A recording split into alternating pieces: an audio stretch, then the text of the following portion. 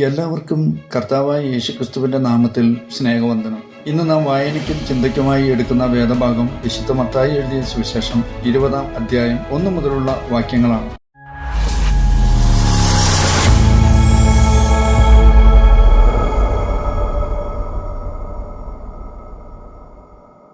പത്തൊൻപതാം അധ്യായത്തിൽ തന്റെ നാമത്തിനു വേണ്ടി നഷ്ടപ്പെടുത്തിയ എല്ലാത്തിനും നിത്യജീവൻ അവകാശമാക്കുന്നതിനു പുറമെ 100 മടങ്ങ് പ്രതിഫലം ശിഷ്യന്മാർക്ക് ലഭിക്കുമെന്ന് യേശു ഉറപ്പു നൽകി. 20-ാം അധ്യായം 1 മുതൽ 16 വരെയുള്ള വാക്യങ്ങളിൽ മുമ്പന്മാരിൽ പലരും പിമ്പന്മാരും പിമ്പന്മാർ മുമ്പന്മാരുമാകുമെന്ന് ശിഷ്യന്മാരോട് പറഞ്ഞതിന്റെ അർത്ഥം വ്യക്തമാക്കുവാൻ യേശു കർത്താവ് ഒരു ഉപമ അവതരിപ്പിക്കുന്നതായി നാം വായിക്കുന്നു. മത്തായിയുടെ സുവിശേഷത്തിൽ മാത്രം കാണപ്പെടുന്ന യേശുക്രിസ്തു പറഞ്ഞ ഈ നീണ്ട ഉപമ മുന്തിരിത്തോട്ടത്തിലെ വേലക്കാരുടെ ഉപമ എന്നറിയപ്പെടുന്നു. മത്തായി 19 അധ്യായം 27 കാണുന്നത് പോലെ പത്രോസിന്റെ ചോദ്യത്തിന് നൽകുന്ന മറുപടിയുടെ ഭാഗമായി ആണ് കർത്താവ് ഈ മുന്തിരിത്തോട്ടത്തിലെ വേലക്കാരുടെ ഉപമ പറയുന്നത്.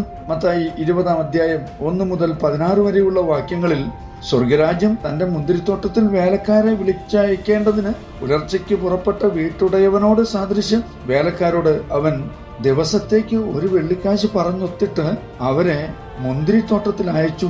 3-ാം മണി നേരത്തും പുറപ്പെട്ടു. മറ്റു ചിലർ ചന്തയിൽ മിനക്കെട്ട് നിൽക്കുന്നത് കണ്ടു. നിങ്ങളും മുന്തിരിത്തോട്ടത്തിൽ പോകുവിൻ, ന്യായമായത് തരാം എന്ന് അവരോട് പറഞ്ഞു. അവർ പോയി. അവൻ 6-ാം മണി നേരത്തും 9-ാം മണി നേരത്തും ചെന്നു. അങ്ങനെ തന്നെ ചെയ്തു. 11-ാം മണി നേരത്തും ചെന്നു. മറ്റു ചിലർ നിൽക്കുന്നത് കണ്ടിട്ട്, നിങ്ങൾ ഇവിടെ പകൽ മുഴുവൻ മിനക്കെട്ട് നിൽക്കുന്നത് എന്ത് എന്ന് ചോദിച്ചു. ഞങ്ങളെ ആരും കൂലിക്ക് വിളിക്കായകൊണ്ടത്രേ എന്ന് അവർ പറഞ്ഞപ്പോൾ, നിങ്ങളും മുന്തിരിത്തോട്ടത്തിലേക്ക് ചെല്ലുവിൻ എന്ന് അവരോട് പറഞ്ഞു. സന്ധ്യയായപ്പോൾ മുന്തിരിത്തോട്ടത്തിന്റെ ഉടയവൻ തന്റെ വിചാരകനോട്, വേലക്കാരെ വിളിച്ച് പിമ്പന്മാർ തുടങ്ങി മുമ്പന്മാർ വരെ അവർക്ക് കൂലി കൊടുക്ക എന്ന് പറഞ്ഞു.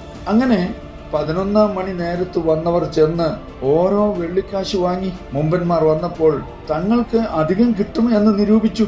അവർക്കും ഓരോ വെള്ളിക്കാശ് കിട്ടി. അത് വാങ്ങിയിട്ട് അവർ വീട്ടുടയവന്റെ നേരെ പിറുപിറുത്തു. ഈ പിമ്പന്മാർ 1 മണി നേരം മാത്രം വേല ചെയ്തിട്ടും നീ അവരെ പകലത്തെ ഭാരവും വെയിലും സഹിച്ച ഞങ്ങളോട് സമമാക്കിയല്ലോ എന്ന് പറഞ്ഞു. അവരിൽ ഒരുത്തനോട് അവൻ ഉത്തരം പറഞ്ഞത്, സ്നേഹിത, ഞാൻ നിങ്ങളോട് അന്യായം ചെയ്യുന്നില്ല. നീ എന്നോട് ഒരു പണം പറഞ്ഞൊത്തില്ലയോ? നിന്റേത് വാങ്ങി പൊയ്ക്കൊള്ളുക. നിനക്ക് തന്നതുപോലെ ഈ പിമ്പനും കൊടുപ്പാൻ എനിക്ക് മനസ്സ്. എനിക്കുള്ളതിനെ കൊണ്ട് മനസ്സുപോലെ ചെയ്യുവാൻ എനിക്ക് ന്യായമില്ലയോ? ഞാൻ നല്ലവനാകൊണ്ട് നിന്റെ കണ്ണ് കടിക്കുന്നുവോ?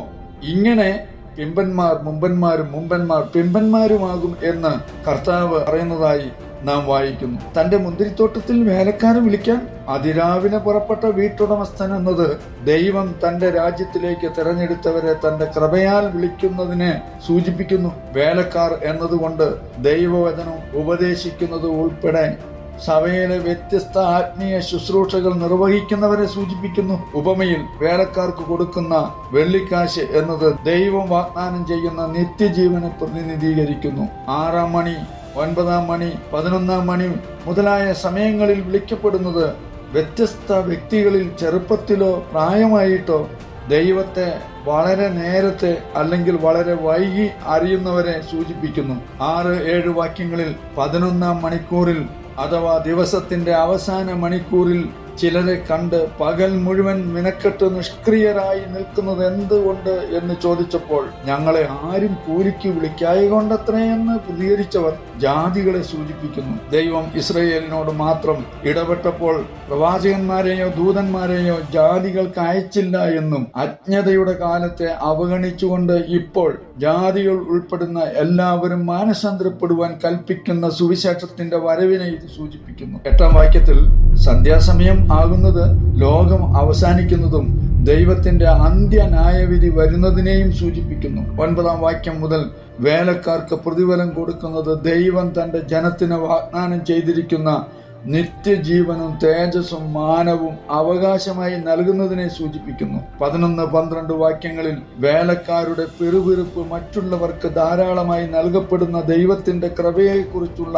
മനുഷ്യരുടെ തമ്മിലുള്ള അസൂയയും അസന്തോഷവും സൂചിപ്പിക്കുന്നു. 15-ാം വാക്യത്തിൽ എനിക്കുള്ളതിനെ കൊണ്ട് മനസ്സുള്ളതുപോലെ ചെയ്യുവാൻ എനിക്ക് അവകാശമില്ലയോ എന്ന് വീട്ടുടമസ്ഥൻ ചോദിക്കുന്നത് ദൈവത്തിന്റെ കൃപയുടെ ധനത്തിൽ നിന്നാണ് രക്ഷ നൽകപ്പെടുന്നത് എന്നും ദൈവത്തിന്റെ പരമാധികാരത്തിൽ മാത്രം എടുക്കപ്പെടുന്ന തീരുമാനമാണെന്നും വ്യക്തമാക്കുന്നു. എഫേസ്യർ 1-7-8 വരെയുള്ള വാക്യങ്ങളിൽ അവനിൽ നമുക്ക് അവന്റെ രക്തത്താൽ അതിക്രമങ്ങളുടെ മോചനമെന്ന വീണ്ടെടുപ്പുണ്ട്.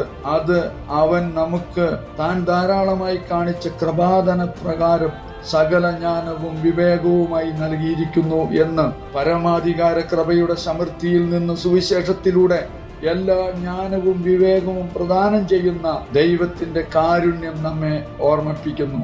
1-ാം നൂറ്റാണ്ടിലെ ഇസ്രയേലിൽ മുന്തിരിത്തോട്ടങ്ങൾ നടുന്നതും പരിപാലിക്കുന്നതും വിളവെടുക്കുന്നതും വേനൽക്കാലത്തെ ചൂടിൽ കഠിനാധ്വാനമായിരുന്നു. പലപ്പോഴും എല്ലാ ജോലികളും പൂർത്തീകരിക്കാൻ കൂടുതൽ തൊഴിലാളികളെ ആവശ്യമായിരുന്നു. ഈ ഉപമയിലെ മുന്തിരിത്തോട്ടത്തിന്റെ ഉടമസ്ഥൻ രാവിലെ ചന്തസ്ഥലത്ത് പോയി ദിവസത്തേക്ക് തൊഴിലാളികളെ കണ്ടെത്തി. ഒരു റോമൻ പട്ടാളക്കാരന്റെ ഒരു ദിവസത്തെ വേതനമായ 1 ദിനാറ എന്ന വെള്ളിക്കാശ് എന്ന വാഗ്ദാനം ചെയ്ത കൂലി തീർച്ചയായും ഉദാരമായിരുന്നു എന്ന് മനസ്സിലാക്കാം.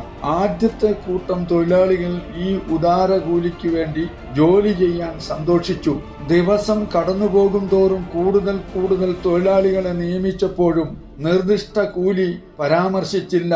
എങ്കിലും ഭൂ ഉടമ ന്യായമായത് നൽകാമെന്ന് വാഗ്ദാനം ചെയ്തു.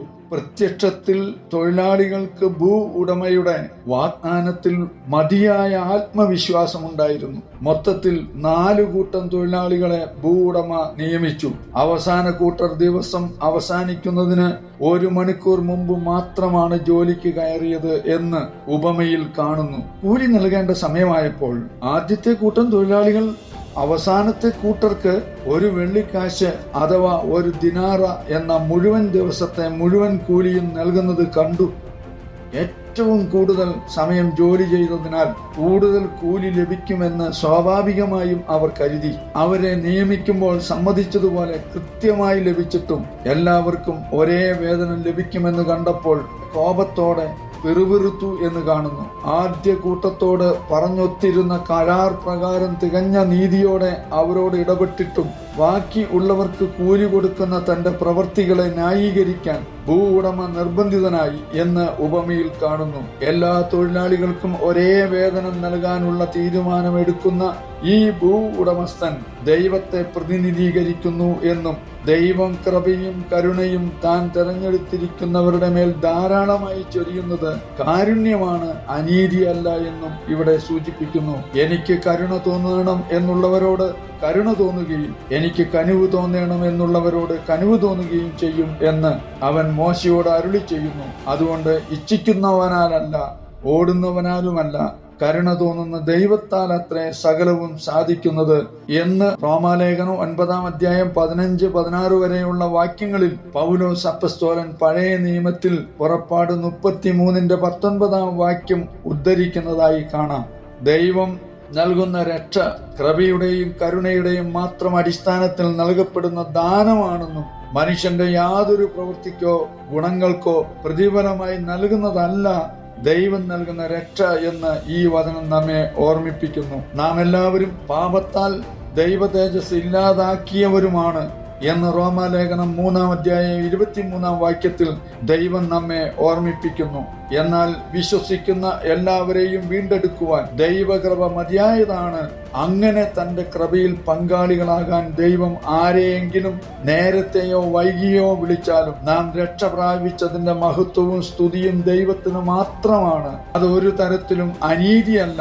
സ്വന്തം പണം കൊണ്ട് ഇഷ്ടമുള്ളത് ചെയ്യാൻ ഉപമയിൽ ഭൂ ഉടമയ്ക്ക് അവകാശമുള്ളതുപോലെ തനിക്ക് മനസ്സുള്ളവരോട് അർഹതയില്ലാത്തവർക്ക് തന്നെ ഒരേ അളവിൽ രക്ഷാകരമായ കരുണ കാണിക്കാൻ ദൈവത്തിന് അവകാശമുണ്ട് എന്ന് ഈ ഉപമയിലൂടെ കർത്താവ് പഠിപ്പിക്കുന്നു. 1 ശമൂവേൽ 2-7-8 വാക്യങ്ങളിൽ യഹോവ ദാരിദ്ര്യവും ഐശ്വര്യവും നൽകുന്നു. അവൻ താഴ്ത്തുകയും ഉയർത്തുകയും ചെയ്യുന്നു. അവൻ ദരിദ്രനെ പൊടിയിൽ നിന്ന് നിവർത്തുന്നു, അഗതിയെ കുപ്പയിൽ നിന്ന് ഉയർത്തുന്നു. പ്രഭുക്കന്മാരോടുകൂടെ ഇരുത്തുവാനും മഹിമാസനം അവകാശമായി നൽകുവാനും തന്നെ എന്ന തിരുവെഴുത്തിലൂടെ ദൈവം തനിക്കുള്ളവരെ ഉയർത്തുകയും താഴ്ത്തുകയും ഒക്കെ ചെയ്യുന്ന ദൈവത്തിന്റെ പരമാധികാരത്തെ വ്യക്തമാക്കുന്നു. മുന്തിരിത്തോട്ടത്തിലെ ആദ്യത്തെ കൂട്ടം തൊഴിലാളികൾക്ക് അവസാന കൂട്ടത്തിലെ തൊഴിലാളികൾക്ക് കൊടുത്ത അതേ കൂലി ലഭിച്ചതിൽ നീരസം തോന്നി അവരുടെ മനോഭാവം പരീശന്മാരുടേതിന് സമമായിരുന്നു എന്ന് മനസ്സിലാക്കാം. തങ്ങൾക്കായി മാത്രം നീക്കിവെച്ചിരിക്കുന്ന ഒരു വലിയ സ്വർഗരാജ്യം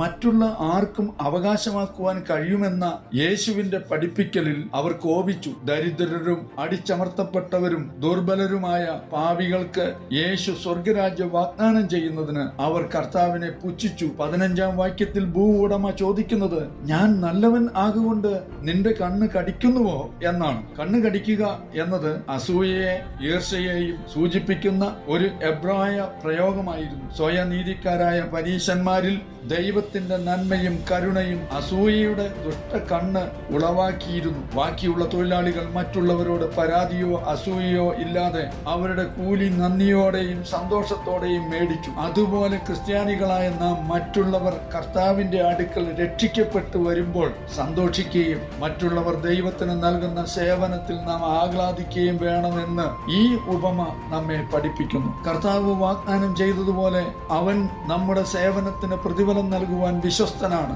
ദൈവം മറ്റുള്ളവർക്ക് എങ്ങനെ പ്രതിഫലം നൽകുന്നു എന്നത് നാം ചിന്തിക്കേണ്ട കാര്യമില്ല. അത് ദൈവത്തോടുള്ള നമ്മുടെ ഭക്തിയെ ഒരിക്കലും ബാധിക്കരുത്. പിമ്പന്മാർ മുമ്പന്മാരും മുമ്പന്മാർ പിമ്പന്മാരുമാകും എന്ന 16-ാം വാക്യത്തിലെ സന്ദേശം ഓരോ വിശ്വാസിയെയും തന്റെ ജീവിതകാലത്ത് ദൈവത്തിന് വേണ്ടി എത്ര നേരം അല്ലെങ്കിൽ എത്ര കഠിനാധ്വാനം ചെയ്താലും നിത്യജീവന്റെ പ്രതിഫലം എല്ലാവർക്കും ഒരുപോലെ നൽകപ്പെടും എന്നതാണ്. ഉദാഹരണത്തിന് പിതാവായ ദൈവത്തിന്റെയും കർത്താവായ യേശുക്രിസ്തുവിന്റെയും ദൈവാത്മാവിന്റെയും സാന്നിധ്യമായ സ്വർഗത്തിലെ നിത്യാനന്ദത്തിലേക്ക് കടന്നവനായ ക്രൂശിലെ കള്ളൻ അനുതാപത്തോടെ ക്രിസ്തുവിലുള്ള വിശ്വാസം ഏറ്റുപറഞ്ഞ ആ ഒരു നിമിഷത്തേക്ക് മാത്രം കർത്താവിന് സേവനം പരിമിതപ്പെടുത്തിയവനാണ് എന്ന് ലൂക്കോസിന്റെ സുവിശേഷം 23-ാം അധ്യായം 39 മുതൽ 43 വരെയുള്ള വാക്യങ്ങളിൽ നാം വായിക്കുന്നു. എന്നാൽ അത്യധികം അധ്വാനിച്ച അപ്പസ്തോലനായ പൗലോസിന് ലഭിച്ച അതേ നിത്യജീവന്റെ പ്രതിഫലം ക്രൂശിലെ കള്ളനും ലഭിച്ചു. തീർച്ചയായും